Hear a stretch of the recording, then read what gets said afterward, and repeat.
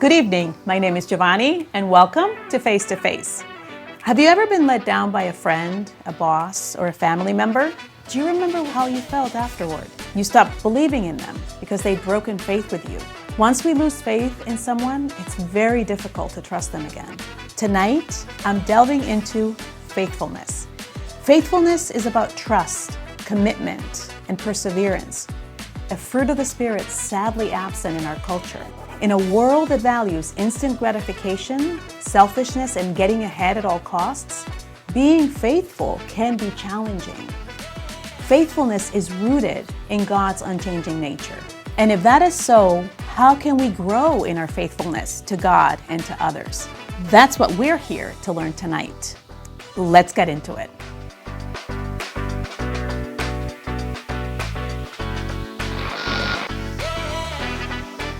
How do we learn to be faithful? Well, as it turns out, our first encounter with faithfulness is as children from our parents and the adults in our lives. If we as children experience a lack of faith in our parents, whether due to broken promises, inconsistency, or unfaithfulness, that has a profound emotional and psychological effect.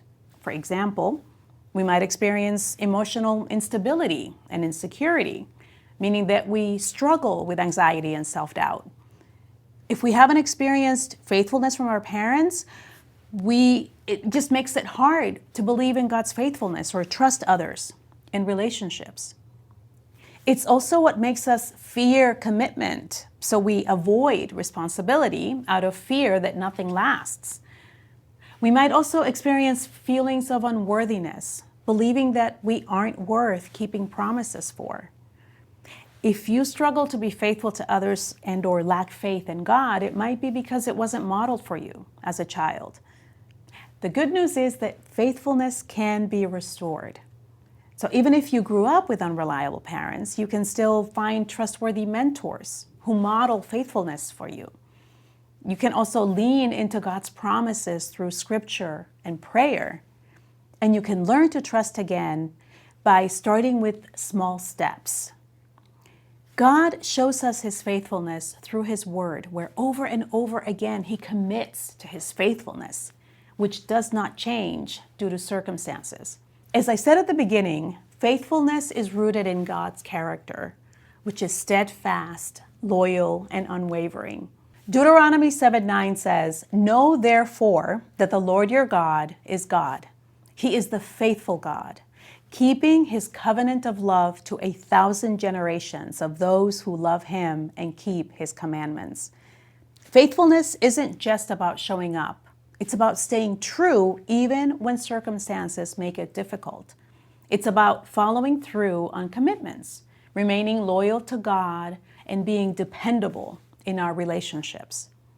The Bible is full of examples of faithfulness. Let's go through some that show us God's faithfulness.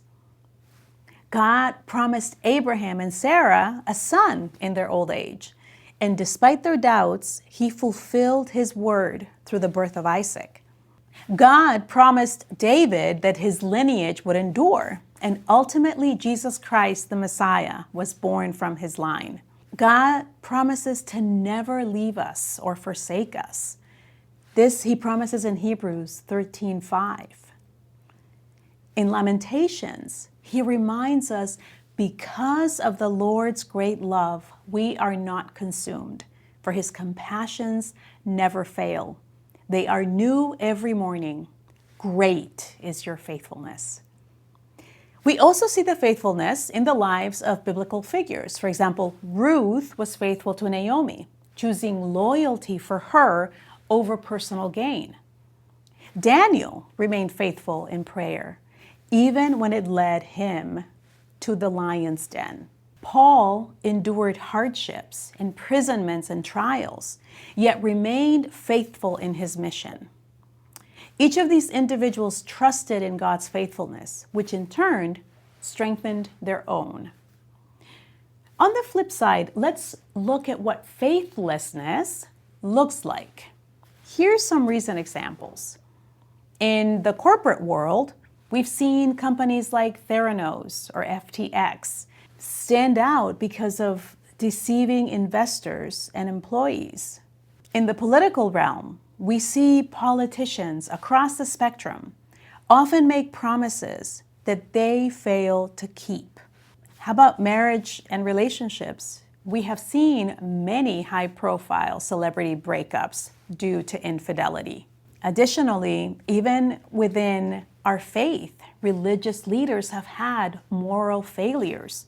Prominent pastors and faith leaders have been caught in scandals, such as financial fraud or moral failures, damaging the credibility of the church and the communities that trusted in them.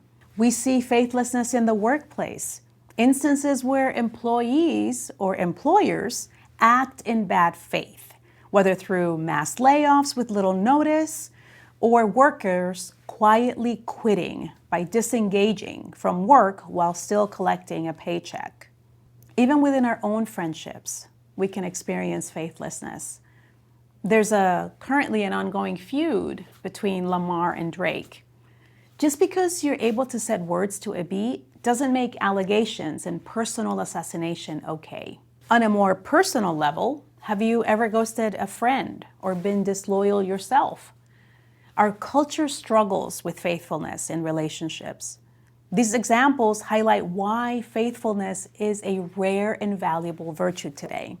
It's easy to break trust, but far harder to remain steadfast, whether in leadership, relationships, or everyday life. So why is faithfulness so hard? We live in a world where personal ambition and convenience often precede loyalty and commitment. As an example, think of a highly successful entrepreneur who spends all their time building their business but neglects their family. Their ambition, while admirable, comes at a cost of broken relationships and unfulfilled promises at home. There's a cultural acceptance of broken commitments. Society often normalizes quitting relationships, quitting jobs, quitting faith. When we have been hurt by broken promises, it becomes harder to remain faithful ourselves. Think of a person who struggles to commit to a new job or relationship because they were deeply hurt in the past, perhaps by a company who laid them off or by a spouse who broke their vows. It actually becomes really hard to be faithful because of weariness and discouragement. When we don't see immediate results, we may feel tempted to give up on our commitments. Think of a volunteer serving in a ministry who feels like their work isn't making a difference. After years of effort without seeing significant change, they consider quitting, forgetting that faithfulness isn't always about immediate results, but long-term impact. I'm very familiar with this example because it happened to me. I led a ministry for a long time, and it seemed like it wasn't growing. We would have monthly meetings. I would spend a lot of time, energy, resources, putting everything together, and people weren't showing up. I spoke to God at one point and I was like, Lord, I don't want to do this anymore. Why am I doing this? Why am I spending all this energy and time into this thing that just doesn't seem to be going anywhere? But one of the things that God reminded me of in those moments was when, even if there were only 1 or 2 people who showed up, that's all that was needed because He showed up for them. The Holy Spirit and God always showed up for them. Those that were there needed to be there, and they left filled because they had heard from God. And so I continued to remain faithful because I knew that what God had called me to, He would sustain. And it was His ministry, not mine. I'm still a leader to this day, and I have seen how faithful God has been. And the growth that I wanted has happened. It took time, but He was faithful, and so that helped me to be faithful to Him. So here's the good news. God doesn't expect us to do it alone. 2 Thessalonians 3:3 says, "The Lord is faithful, and He will strengthen you and protect you from the evil one. So how can we continue to develop that faithfulness in our lives? The first and most important is to stay rooted in God's Word and develop a consistent prayer life. Become a faithful person at work by always meeting your deadlines and helping coworkers, even in ways that might not be noticed. You can surround yourself with faithful people by joining a small group of mature believers, helping them stay encouraged and committed to their faith. We must also remember God's past faithfulness. A person facing financial hardship might recall how God provided in the past, which strengthens their trust to remain faithful now. Live out your faithfulness in everyday life. This means showing up for friends, keeping your word, and even when it's inconvenient, staying committed to your spouse, being a dependable worker and fulfilling responsibilities with integrity. Faithfulness isn't a one-time choice. It's a daily commitment. But the reward? A life deeply rooted in God's promises. Faithfulness is a journey, one that requires trust, perseverance, and God's strength. But remember, we serve a God who is eternally faithful. And as we lean on Him, He will help us grow in faithfulness, one step at a time. Thank you so much for watching, and I will see you next time.